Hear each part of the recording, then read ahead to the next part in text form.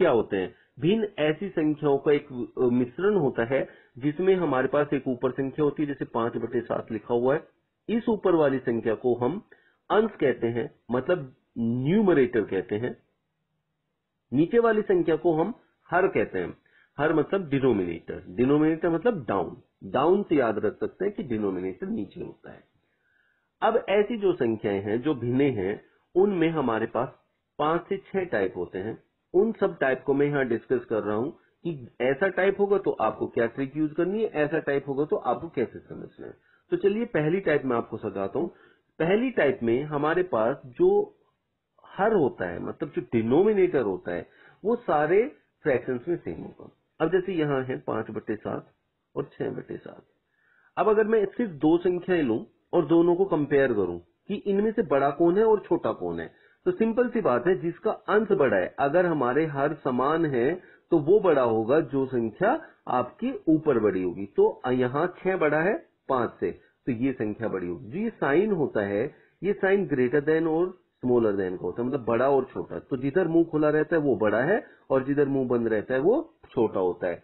तो इसका मतलब 5/7 6/7 से छोटा है। तो ये संख्या जो पूरी लिखी हुई है, सारे जो आपके फ्रैक्शन लिखे हुए हैं, इनमें आपको साफ साफ दिखाई दे रहा है कि 5/7 सबसे छोटा है और 9/7 सबसे बड़ा है। तो आपको ध्यान में रखना है कि जब भी आप लोगों को संख्याओं में हर बराबर दिया होता है, मतलब आपका जो डिनोमिनेटर है वो सेम होता है, तो हमेशा वो संख्या बड़ी होगी जो न्यूमरेटर बड़ा होगा। चलिए नेक्स्ट टाइप पे चलते हैं। अब एक ये संख्या है 5/7 और 12/11। अब इनके जो हर हैं, मतलब जो डिनोमिनेटर हैं, वो अलग अलग हो गए। अब जब डिनोमिनेटर अलग अलग हो गए तो हम कैसे पता करेंगे कि कौन सा भिन्न बड़ा है, कौन सा भिन्न छोटा है? तो उसके लिए हमारे पास ट्रिक होती है कि आप इनकी क्रॉस मल्टीप्लाई कर दीजिए। 11×5 = 55 और इधर लिख लीजिए 12×7 = 84। तो जोन सी संख्या मल्टीप्लाई करके बड़ी आ जाएगी वो ही भिन्न बड़ा होगा, जिधर ये बड़ी आएगी। इधर 55 आया, इधर 84 आया, तो 84 संख्या बड़ी है, तो इसका मतलब 12/11 जो है 5/7 से बड़ा है। तो ये वाला फ्रैक्शन बड़ा है और ये वाला फ्रैक्शन छोटा है। उसका कारण ये जो मल्टीप्लाई करके संख्या आई है उससे हमें पता चल जाता है। ये सेकेंड टाइप हो जाता है आपका। अब हम चलते हैं थर्ड टाइप पे। थर्ड टाइप पे हमारा ये क्वेश्चन है, जैसे 5/7 7/9 9/11 11/13 13/15। इसमें हम ये देख रहे हैं कि जो अंश और हर हैं उनके अंतर 2 हैं। जैसे 5/7 का अंतर 2 है, 7/9 का भी 2 है, 9/11 का भी 2 है, 11/13 का भी 2 अंतर है, 13/15 में भी 2 का अंतर है। जब अंतर समान होता है तो वो संख्या बड़ी होती है जिसका अंश बड़ा होता है। तो यहाँ 13/15 सबसे बड़ी है और 5/7 सबसे छोटी है। अब हमारी बात आती है कि हमें ये इंक्रीजिंग ऑर्डर में लिखना है, डिक्रीजिंग ऑर्डर में लिखना है। हिंदी में अवरोही क्रम को घटता क्रम कहते हैं, मतलब डिक्रीजिंग ऑर्डर कहते हैं, और आरोही क्रम को बढ़ता क्रम कहते हैं, मतलब कि इंक्रीजिंग ऑर्डर में कहते हैं। तो अगर आपसे कहते हैं कि इस संख्या को आप अवरोही क्रम में लगाओ, मतलब घटते क्रम में लगाओ, तो आप इधर से लिखना शुरू कर देंगे 13/15 11/13 9/11 7/9 5/7। तो इस तरीके से हम आरोही और अवरोही क्रम में इनको लिख देते हैं अगर एग्जाम में हमारे क्वेश्चन आता है तो। चलिए चलते हैं नेक्स्ट टाइप पे। नेक्स्ट टाइप हमारा क्या कहता है, देखिए। अब जैसे 5/6 और 3/4 है। अब हमें ये देखना है, देखो मैं आपको एक नई ट्रिक सिखा रहा हूं, इसको बड़े ध्यान से समझना है आप लोगों को कि इसमें क्या करना होता है। पहला जो ट्रिक था वो ये था कि इन दोनों की मल्टीप्लाई करो, 5 चौक 20 और 36 18। तो हमें पता चल रहा है कि ये बड़ा आया, तो यही फ्रैक्शन बड़ा है 3/4 से। दूसरी चीज जो मैं समझाने जा रहा हूं, दूसरी चीज इतना भी नहीं करना है, ये उससे भी आसान है। तो उससे भी आसान में अब हम ये देख लेते हैं कि करना क्या होता है। देखिए 5 और 6 का हम अंतर देखेंगे कितना होता है, और वो होता है 1। उस 1 से 5 को डिवाइड करेंगे तो 5 ही आ गया। और यहाँ देखा, यहाँ अंतर कितना है 1। 1 से 3 को डिवाइड करो 3 आएगा। तो जिधर बड़ा आएगा वो ही फ्रैक्शन आपका बड़ा हो जाएगा। तो ये फ्रैक्शन आपका बड़ा है। इस तरीके से आप आंसर निकाल सकते हैं। इसको हम कहाँ यूज करते हैं, देखिए आप बोलोगे सर इनका अंतर समान है, तो आपने बताया जिसका अंतर समान होता है उसमें हमारी ये वाली संख्या बड़ी होती है। चलिए, हमारे पास 2 से ज्यादा फ्रैक्शन भी हो सकते हैं, इसलिए हम इसको यूज करते हैं। जैसे हमारा ये नेक्स्ट क्वेश्चन है। अब हमारे पास 3/5 है, 7/9 है और 5/6 है। मैं इसको करने का आपको 2 तरीके बताऊंगा। जो तरीका आपको सबसे बढ़िया लगे उसको आप यूज कर सकते हैं। अब आप पहला तरीका देखिए। पहला तरीका आपका ये कहता है कि इन दोनों के अंतर निकाल लीजिए।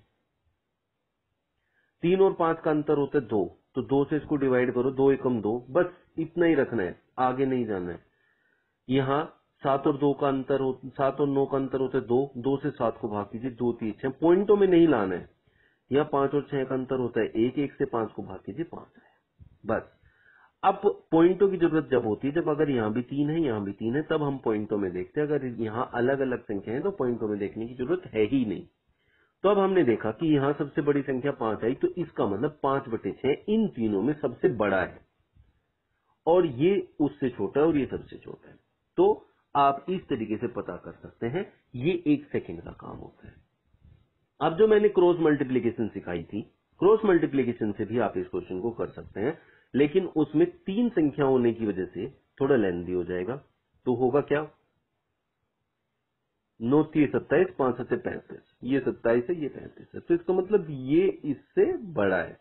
अब इसको कंपेयर कर लेंगे 5/6 से, 6 7 42 और 9 5 45। तो इससे पता चला कि ये तो संख्या इससे बड़ी है और ये संख्या इससे भी बड़ी है, तो सबसे बड़ी संख्या ये हुई, उससे छोटी संख्या ये हुई और सबसे छोटी संख्या ये हुई। तो इस तरीके से इस वाली ट्रिक से हम इसको पता कर सकते हैं। चलो चलते हैं नेक्स्ट टाइप पर। नेक्स्ट टाइप में क्या कहता है, अब हमारे पास ये संख्याएं लिखी हुई है और उनको हमें सोल्व करना है, तो हमें कैसे सोल्व करना पड़ेगा। अब मैंने आपको वही 2 ट्रिक सिखाई है, अब उनमें से आप देख सकते हैं जो भी आपको ठीक लगता है। अब देखिए, अब हमारा 5, इसको देखें इसको देखें। अब इनमें दोनों वैल्यूज देखने के टाइम पे हमें क्या करना होता है। देखिए, सबसे आसान, जब 2 से ज्यादा हमारे पास फ्रैक्शन होते हैं, तो मैंने जो आपको बताया सबसे आसान होता है उनका अंतर निकालना और उससे ऊपर वाली वैल्यू को डिवाइड करके देख लेना। और डिवाइड कितना करना है, इतना कि पॉइंट्स में ना जाए। जैसे यहाँ अंतर है 1 1 5 5, यहाँ अंतर है 1 1 3 3, यहाँ अंतर है 2 2 3 6, अब यहाँ अंतर है 2 2 5 10। देखिए, अब हमारे पास 2 संख्या है, ये पूरा पूरा 5 है और ये 11 और 2 13, 2 5 10, तो यहाँ पॉइंट में कुछ आएगा। अगर मैं यहाँ देखूं तो ये वाली जो संख्या है ये 5 पॉइंट कुछ है, तो ये संख्या इस संख्या से बड़ी है, तो इसका मतलब 11/13 ऑटोमेटिकली सबसे बड़ा है। और यहाँ इन दोनों में से एक संख्या छोटी है। अब आप देखें, यहाँ एक था अंतर, यहाँ एक अंतर था, तो यहाँ सीधा 3 आया और यहाँ आपका 2 अंतर था, 2 3 6 पॉइंट, तो ये 3 पॉइंट कुछ आएगा। तो ये वाली संख्या इस संख्या से थोड़ी बड़ी है, तो सबसे छोटी संख्या 3/4, उससे बड़ी संख्या 7/9 और ये था 5 पॉइंट कुछ, तो ये सबसे बड़ा, तो यहाँ आएगा 5/6। तो आप ऐसे करके किन्हीं भी वैल्यूज को जो फ्रैक्शन से रखें उनको, कौन उनमें बड़ा है कौन छोटा है, 1 सेकंड के अंदर पता कर सकते हैं। अब लास्ट क्वेश्चन देख लेते हैं, इसमें ये क्या कह रहे हैं। यहाँ हम देखें तो यहाँ भी 2 अंतर है, 2 अंतर है, तो 2 9 18, 9 पॉइंट कुछ आएगा। यहाँ 3 अंतर है, 3 3 9, 2 कुछ पॉइंट में कुछ आएगा। यहाँ 3 है, 3 5 15। तो आपको देखो सीधे सीधे पता चल रहा है, पॉइंट में तब निकालना है जब दोनों ऊपर जो संख्या है वो समान आ जाए डिवाइड करके, जैसे इससे पहले क्वेश्चन में आपको सिखाया था।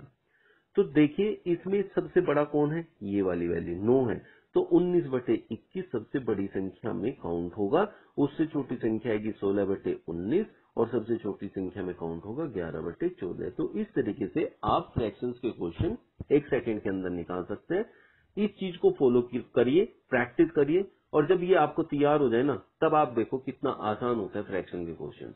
अब जब हम इसको प्रैक्टिस करेंगे सिंप्लीफिकेशन में बिना एक्चुअल कैलकुलेशन किए, बिना एक्चुअल आंसर निकाले हम एक्यूरेट आंसर कैसे निकालेंगे, देखेंगे हम नेक्स्ट वीडियो में। चलिए मिलते हैं नेक्स्ट वीडियो में।